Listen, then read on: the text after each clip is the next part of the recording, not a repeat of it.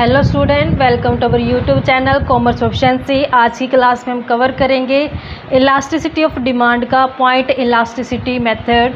इससे पहले वाली क्लासेस में मैंने आपको इलास्टिसिटी ऑफ डिमांड का मेथड है जो 2 वो करवा चुकी हूँ। अगर अभी तक आपने वीडियो नहीं देखी, देखिए ताकि आपकी कंसिस्टेंसी बनी रहे। अगर अभी तक आपने मेरे चैनल कॉमर्स प्रोफिशिएंसी को सब्सक्राइब नहीं किया, सब्सक्राइब कीजिए ताकि जब भी मैं न्यू वीडियोस अपलोड करूं सबसे पहले नोटिफिकेशन आपके पास जाए और वीडियोस आप देखें और आपकी स्टडी है जो बूस्टअप हो। पॉइंट इलास्टिसिटी ऑफ मेथड में हम पढ़ेंगे कि जो इलास्टिसिटी ऑफ डिमांड है, अब हमें एक पॉइंट के ऊपर कैलकुलेट करनी है। अलग अलग पॉइंट्स के ऊपर है जो इलास्टिसिटी डिफरेंट आएगी। तो यहाँ हम देखते हैं कि एक्सप्लेनेशन में क्या कहा गया है कि point elasticity refer to price elasticity of demand at any point on the demand curve. कि यहाँ पे हम डिमांड कर्व के ऊपर चेक करेंगे कि एक पॉइंट पे इलास्टिसिटी ऑफ डिमांड कितनी है। लेफ्ट बिच के अकॉर्डिंग जो इलास्टिसिटी कंप्यूट की जाती है एक सिंगल पॉइंट के ऊपर कंप्यूट करते हैं। On the curve of an infinitely small change in price, कहता है अगर थोड़ा सा चेंज आ जाता है प्राइस में तो उसके कारण कितना चेंज आएगा डिमांड में, तो वो पॉइंट इलास्टिसिटी के ऊपर चेक करके चलेंगे हम। Price elasticity of demand is different at different point on a given demand curve. कहते हैं गिवन डिमांड कर्व के ऊपर जो इलास्टिसिटी होगी वो डिफरेंट आएगी डिफरेंट पॉइंट्स के ऊपर। Accordingly price elasticity at every point on a given demand curve is measure separately. तो कहते हैं जो प्राइस इलास्टिसिटी होगी हर एक पॉइंट पे तो वो हमें अलग अलग कैलकुलेट करनी पड़ेगी, सेपरेटली कैलकुलेट करनी पड़ेगी क्योंकि elasticity of demand different points पे क्या आएगी, डिफरेंट आएगी। यहाँ पे जब हम प्राइस इलास्टिसिटी यानी कि पॉइंट इलास्टिसिटी को पढ़ेंगे बच्चों, तो जो पॉइंट इलास्टिसिटी है हमारे लिए पॉइंट इलास्टिसिटी ऑफ डिमांड है जो उसको हम 2 तरीके से पढ़ेंगे। एक तो हमारे पास आएगा लीनियर डिमांड कर्व, एक साइड आएगी लीनियर डिमांड कर्व की और दूसरी आएगी नॉन लीनियर डिमांड कर्व की। नॉन लीनियर डिमांड कर्व ये दोनों टॉपिक आज की क्लास में आपको कवर कराऊंगी। लीनियर डिमांड कर्व में क्या होता है कि एक लाइन गिवन होगी, उसके ऊपर हमने अलग अलग पॉइंट्स की इलास्टिसिटी डिमांड कैलकुलेट करनी है। नॉन लीनियर में क्या होगा, एक स्ट्रेट लाइन नहीं होगी, वो ऐसे थोड़ा कर्व की शेप में होगी। तो उस केस में हम इलास्टिसिटी डिमांड कैसे निकालेंगे, पॉइंट इलास्टिसिटी डिमांड कैसे निकालेंगे, तो मैं आपको एक एक करके कवर कराती हूँ। सबसे पहले हम देखते हैं कि जो पॉइंट इलास्टिसिटी ऑफ डिमांड होती है इसका डायग्राम हम कैसे कैलकुलेट करेंगे जब इसको यानी कि इस्तेमाल किया जाएगा इलास्टिसिटी डिमांड के फॉर्मूला से। तो जब हम इसको ड्रॉ करते हैं तो हम जानते हैं कि यहाँ पे हमारे पास 2 एक्सिस होती हैं, ओ एक्स एक्सिस और ओ वाई एक्सिस एंगल्स होते हैं। तो हम यहाँ पे ओ एक्स एंगल लेते हैं और ये हमारे लिए ओ वाई एक्स एंगल होता है। यहाँ पे डिनोट किया जाता है प्राइस को, यहाँ पे डिनोट किया जाता है क्वांटिटी को। तो जो ये हमारे पास कर्व आता है ये डिमांड कर्व आता है जो यहाँ पे जॉइंट करके बनता है। अगर मान लो हम लेट कर लेते हैं कि प्राइस हमारे पास इतना है, स्टार्टिंग में प्राइस क्या है इतना है, तो हम इस प्राइस के ऊपर यानी इस प्राइस को हम पी लेट कर लेते हैं। इस प्राइस पे हम क्वांटिटी ले लेते हैं बच्चों, यहाँ पे क्यू क्वांटिटी ले लेते हैं। अगर मान लो कि प्राइस है जो कम हो गया, प्राइस कम हो गया, कितना हो गया, यहाँ आ गया, बिलो में आ गया, यानी कि चेंज प्राइस P1 से नोट कर देते हैं तो हमारी क्वांटिटी क्या हो जाएगी, बढ़ जाएगी। तो यहाँ पे क्वांटिटी बढ़ के क्या होगी, Q1 होगी, क्योंकि यहाँ पे इन्वर्स रिलेशन होता है डिमांड और प्राइस के बीच में। तो यहाँ पे P और यहाँ पे इसको ले लेते हैं A, यहाँ पे P1, यहाँ पे जहाँ इंटरसेक्ट करें ये पॉइंट आ जाएगा B और यहाँ ले लेते हैं C और यहाँ पे Q और ये Q1। तो जो यहाँ से यहाँ तक आया है तो ये क्या आया, प्राइस में चेंज, यानी कि चेंज इन प्राइस को डिनोट करता है। जो यहाँ से यहाँ तक जा रहा है ये क्या है, चेंज इन क्वांटिटी को डिनोट करता है। यानी कि जैसे प्राइस P से P1 हुआ, डाउन गया तो क्वांटिटी क्या होगी, Q से Q1 होगी। तो क्या आप जानते हैं कि प्राइस के कम हो जाने से डिमांड क्या हो जाती है, बढ़ जाती है। अब हम इसी की हेल्प से, इसी डायग्राम की हेल्प से हम यूज़ करके फॉर्मूला इलास्टिसिटी डिमांड का हम पॉइंट इलास्टिसिटी को कैलकुलेट करेंगे। सबसे पहले लेते हैं लीनियर डिमांड कर्व के अंदर। जब हम लीनियर डिमांड कर्व के अंदर लेंगे तो हम कैलकुलेट करेंगे कि हमारे पास से इलास्टिसिटी डिमांड कैसे निकालते हैं। तो हमने देखा कि जो इलास्टिसिटी ऑफ डिमांड होती है, इलास्टिसिटी ऑफ डिमांड का फॉर्मूला मैंने लास्ट क्लास में भी आपको कराया था। Price divide by quantity, multiple करते हैं चेंज इन क्वांटिटी कितना आया और डिवाइड करते हैं चेंज इन प्राइस से। अब हम देखते हैं कि P स्टार्टिंग में P कितना, यहाँ पे हमने देखा था कि O से लेकर के P यानी कि प्राइस कितना है हमारा, हम P के आगे लिखते हैं प्राइस, जो हम ये प्राइस है, ये प्राइस कितना है OP है। OP के अगर मैं पैरेलल लूँ, यहाँ से OP के पैरेलल क्या आता है, AQ आता है, तो यहाँ पे मैं इसके पैरेलल क्या रख सकती हूँ, AQ रख सकती हूँ। ऐसे इनिशियल क्वांटिटी जिसको हम Q से नोट करते हैं, Q कितना है मेरे पास, यहाँ पे मैंने देखा कि जो Q है इतना है, यानी OQ है, Q कितना, मेरी इनिशियल क्वांटिटी कितनी है, O से लेकर Q तक है, तो OQ आ गई है। इसके पैरेलल में OQ के पैरेलल में किसको रख सकती हूँ, यहाँ पे AP को रख सकते हैं बच्चों, क्योंकि इसके सामने यही पड़ती है AP। अब हम देखते हैं कि चेंज इन प्राइस, यानी कि प्राइस में कितना चेंज आया। अब हमने देखा कि P से P1 हो गया, प्राइस P से कितना हो गया, P1 होगा, तो चेंज आ गया इसमें। तो इसके पैरेलल क्या है, AB पड़ा है, तो हम यहाँ पे क्या रख सकते हैं, इसके पैरेलल में AB। ऐसे हम कैलकुलेट करते हैं चेंज इन क्वांटिटी की, क्वांटिटी में कितना चेंज आया है, क्वांटिटी कितनी चेंज हुई है, Q से क्या हो गया, Q1 हो गई है, तो Q से क्वांटिटी क्या हो गई, Q1 आ गई। तो इसके पैरेलल हम क्या रखते हैं, Q से Q1 के पैरेलल क्या है, B और C है, तो हम इसके पैरेलल क्या रख लेंगे, BC रख लेंगे। अब हम इलास्टिसिटी और डिमांड का फॉर्मूला लगा करके इसको कैलकुलेट करते हैं। इलास्टिसिटी और डिमांड में मैंने क्या देखा था, प्राइस कितना यहाँ पे मेरे लिए OP, जिसके पैरेलल क्या रखा है मैंने, OQ, तो यहाँ पे प्राइस की जगह क्या रख देंगे, AQ रख देंगे। ऐसे ही प्राइस के बाद आते हैं क्वांटिटी, डिवाइड करते हैं क्वांटिटी से, क्वांटिटी क्या है मेरे लिए AP, तो यहाँ पे डिवाइड में क्या कर देंगे, AP रख देंगे। मल्टीपल करते हैं कि चेंज इन क्वांटिटी, क्वांटिटी में चेंज कितना है मेरे पास, चेंज इन क्वांटिटी है BC, तो इसकी जगह क्या रख देंगे, BC रख देंगे। डिवाइड करते हैं चेंज इन प्राइस से, चेंज इन प्राइस मेरा कितना है AB, तो इसकी जगह क्या रख देंगे, AB रख देंगे। तो इस तरीके से हमने ये फॉर्मूला बना दिया। अब मैं इसको छोड़ देती हूँ इक्वेशन नंबर 1 बना करके। अब मैं आगे इसको प्रूव करने के लिए कि कैसे हम पॉइंट इलास्टिसिटी निकालते हैं, तो हम ट्रायंगल लेके चलते हैं। हमने ट्रायंगल लिया है ABC, यानी कि ABC, ये छोटे वाला ट्रायंगल ले लेते हैं, ट्रायंगल लेते हैं ABC, और इसके समानांतर में हम दूसरा पैरेलली इसके ले लेते हैं AQN, यानी कि AQN, ये यहाँ पे पॉइंट है N का आता है, तो ये बड़े वाला ले लिया हमने AQN, यानी कि ये छोटे वाला यहाँ पे लिया मैंने ABC, यानी कि जो यहाँ पे ये डिनोट करता है A B और यहाँ से ये C, ये छोटे वाला आ गया।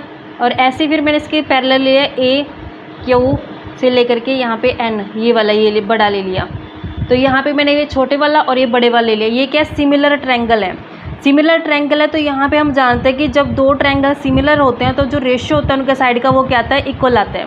रेशियो क्या होगा, इक्वल आ जाएगा, यानी कि जो रेशियो साइड क्या है इसकी BC साइड किसकी इक्वल आ जाएगी, जो इसकी AB है, BC डिवाइड बाय AB किसके इक्वल आ जाएगी, बड़े वाला ट्रायंगल है जो उसकी साइड क्या QN, तो QN डिवाइड बाय ये वाली साइड हमारे पास AQ। तो इस तरीके से हमारे पास क्या आ गई, ये साइड्स के बेस पे आ गई। तो हम यहाँ पे QN डिवाइड बाय AQ को पुट करते हैं किसकी जगह, BC डिवाइड बाय AB की जगह, क्योंकि BC डिवाइड बाय AB की मैंने यहाँ वैल्यू निकाली। तो जब मैं पुट करती हूँ ये वैल्यू पुट करती हूँ, यहाँ पे सेकंड इक्वेशन ले लेते हैं, पुट इक्वेशन सेकंड इनटू किस में, इक्वेशन फर्स्ट में। तो जब मैं सेकंड इक्वेशन को फर्स्ट में पुट करूँगी तो मेरे पास फॉर्मूला क्या आ जाएगा, फिर जब वैल्यू पुट कर दी जाएगी यहाँ पे हम निकालते हैं elasticity of demand is equal to AQ divide by AP, तो एज इट इज रहेगा, AQ डिवाइड बाई AP तो एज इट इज रहेगा हमारे पास। तो अब हमने यहाँ पे BC डिवाइड बाई AB की जगह क्या पुट कर देंगे, QN डिवाइड बाई रख देंगे AQ रख देंगे।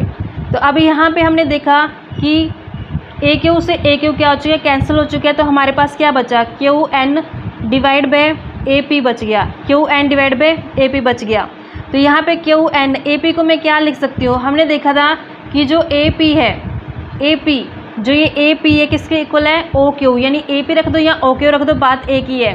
तो जब मैंने आपको ये स्टेटमेंट बताई थी तो AP OQ, यानी कि AP की जब मैं क्या पुट कर दूँ, अब OQ रख दूँ। तो यहाँ पे मैंने देखा QN तो मैंने एज इट इज रख देना है QN, लेकिन AP की जगह क्या रख देंगे हम, QN AP की जगह क्या रख देंगे, जो मैंने ऊपर वैल्यू रख दी OQ।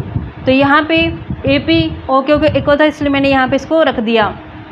तो अब नेक्स्ट हम ट्रायंगल लेते हैं, नेक्स्ट ट्रायंगल की बात करते हैं। नेक्स्ट ट्रायंगल लेते हैं AQN, यानी कि A और Q और N, ये वाला ट्रायंगल ले लिया हमने, ये वाला ट्रायंगल। तो हम लिखते हैं ट्रायंगल AQN, और दूसरा ट्रायंगल ले लेते हैं हम इसके सिमिलैरिटी में MPA, यानी कि हमारे पास देखते हैं कि जो दूसरा ट्रायंगल है एम, यहाँ पे ये हमारा एम है, एम पी ए, तो ये वाला छोटे वाला ट्रायंगल ले लेते हैं। ये अब दो ट्रायंगल के बेस पे हम ले लेते हैं इसको, तो एम पी ए ले लेते हैं।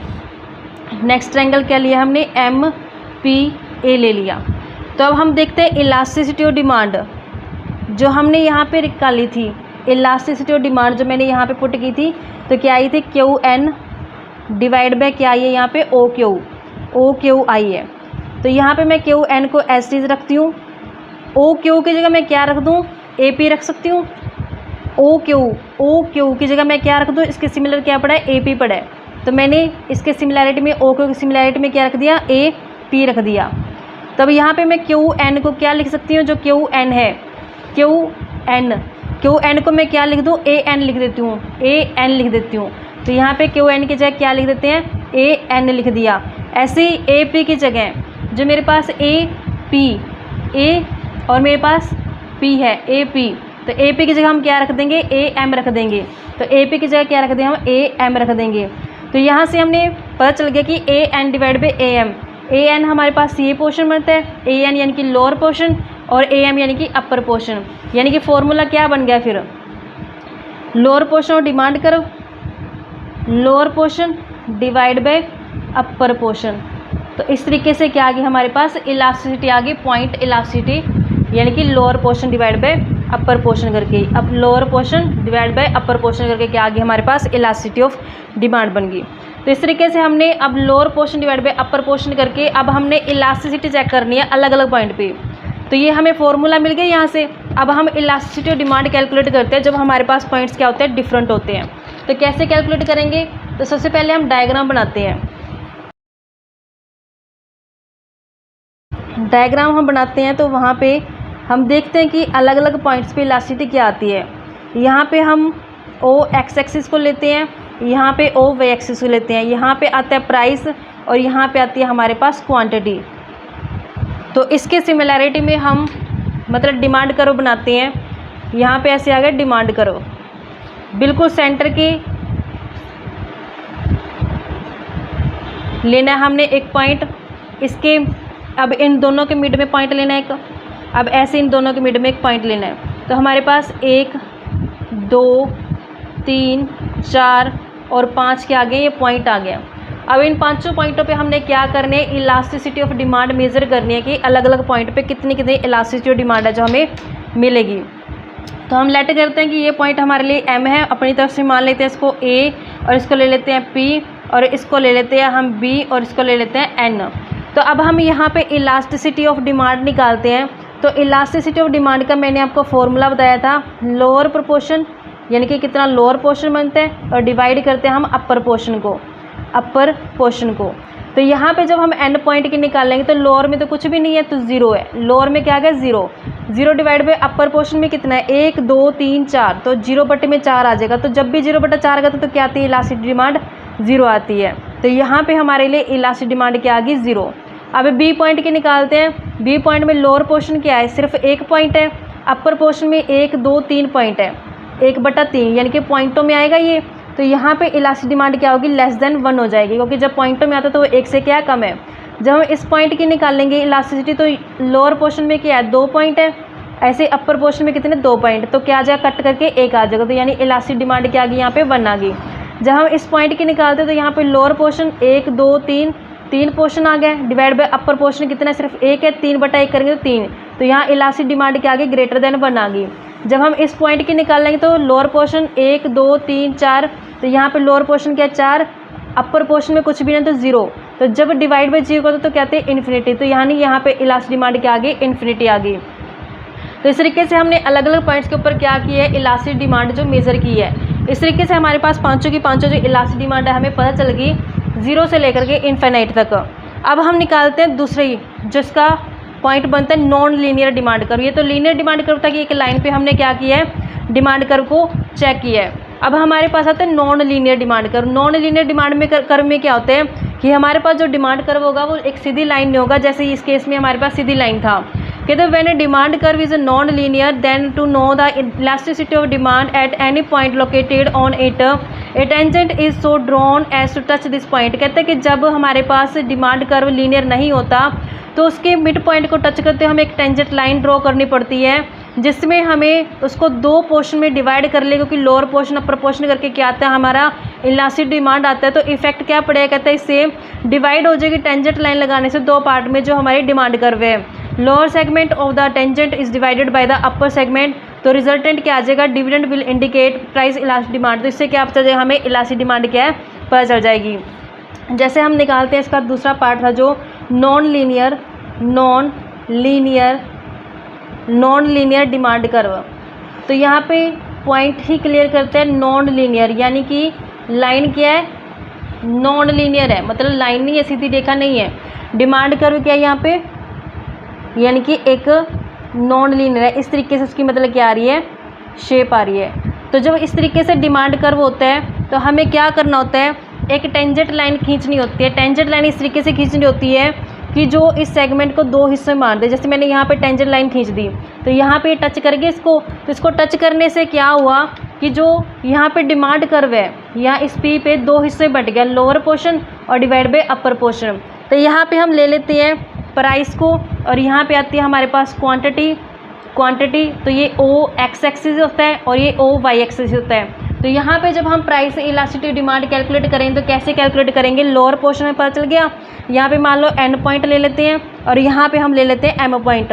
तो हमारे पास इलास्टिसिटी डिमांड का फॉर्मूला क्या होता है, लोअर पोर्शन डिवाइड करते हैं हम उसको अपर पोर्शन से। तो यहाँ पे लोअर पोर्शन क्या आ गया पी एन और अपर पोर्शन क्या आ गया पी एम। तो इस तरीके से हमें इलास्टिक डिमांड पता चल गई P N divide by P M करके। तो ये मेथड था बच्चों जिसमें दो पॉइंटों को हमने कवर किया, पॉइंट इलास्टिक डिमांड में लीनियर डिमांड कर्व और non linear demand curve. I hope कि आपको क्लियर हो गया होगा। इस नेक्स्ट क्लास में इसका नेक्स्ट मेथड बनता है आर्क इलास्टिसिटी मेथड, वो कवर कराऊंगी। ऐसी रेगुलर वीडियो देखने के लिए आप मेरे चैनल कॉमर्स एफिशिएंसी को सब्सक्राइब, लाइक एंड शेयर करें।